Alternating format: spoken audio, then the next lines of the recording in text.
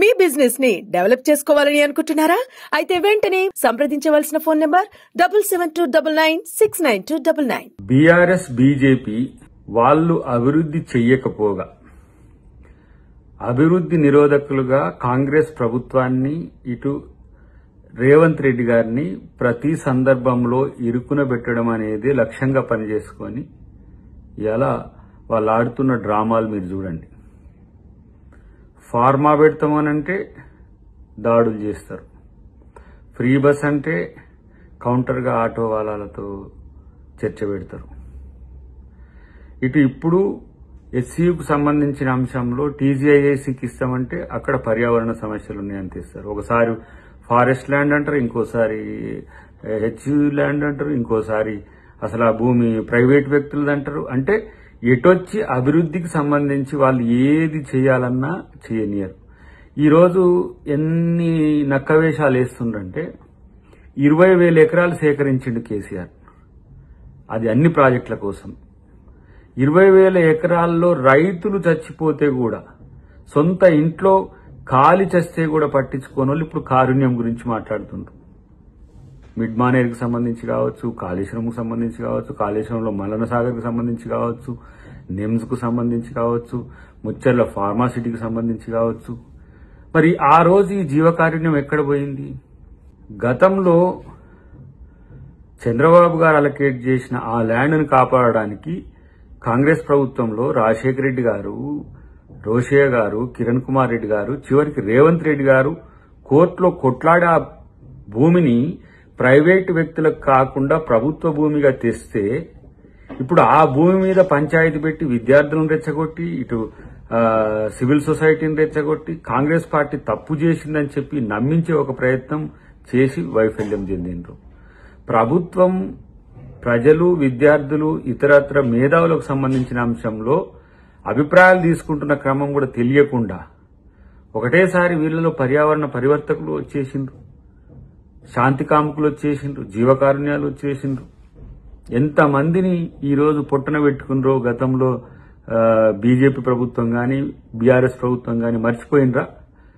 1000 ఏనుగులు తిన్న రాబందు ఏదో రాగం తీసినట్టుగా మీరు మాట్లాడుతుంటే ఏ విధంగా ప్రజలు చూస్తారో చూడండి.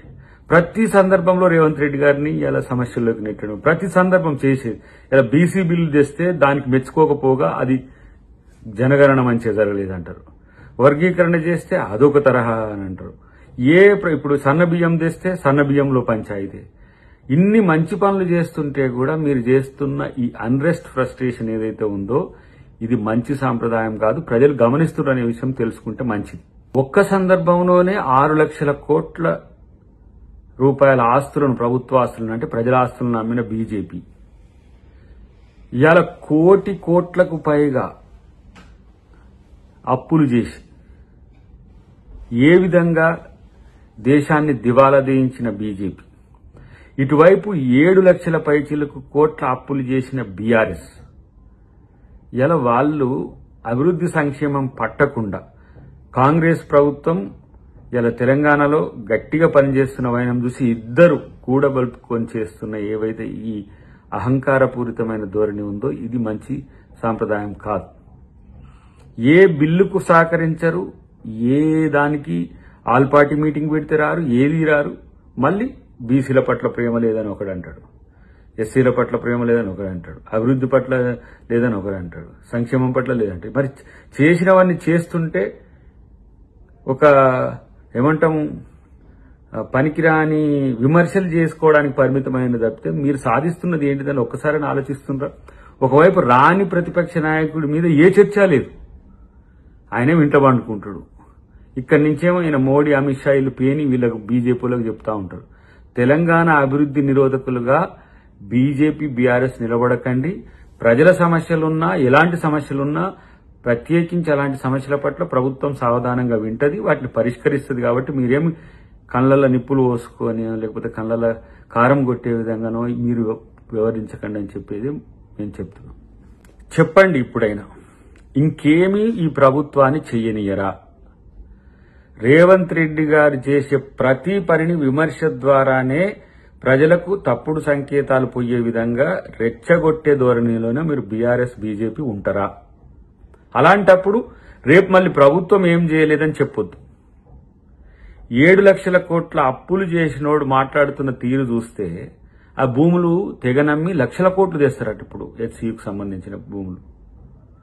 ఇలా ఏ రోజైనా చేపలు లేకపోతే గొర్రెలు పందులు ఈ ముచ్చట చెప్పింది కానీ ఏ రోజైనా బీసీలకు ఈ విద్యా ఉద్యోగ ఉపాధి అవకాశాలే కాకుండా రాజకీయంగా స్థానిక సంస్థలు రిజర్వేషన్లు దేవాలని ఆలోచించిండ్రా మీరు? ఇన్ని సంవత్సరాల నుంచి నానుతున్న వర్గీకరణ సమస్యకు పరిష్కారం ఇచ్చిండ్రా మీరు?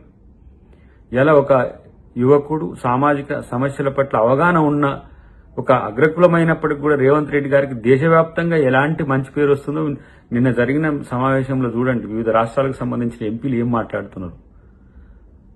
ఇలా తను సక్సెస్ కావడం అనేది జీర్ణించుకోలేని ఈ బీఆర్ఎస్ బీజేపీ శక్తులకు తప్పితే రేవంత్ రెడ్డి గారు అందరికీ నచ్చుతుండు. కాంగ్రెస్ ప్రభుత్వ పనులందరికీ నచ్చుతున్నది.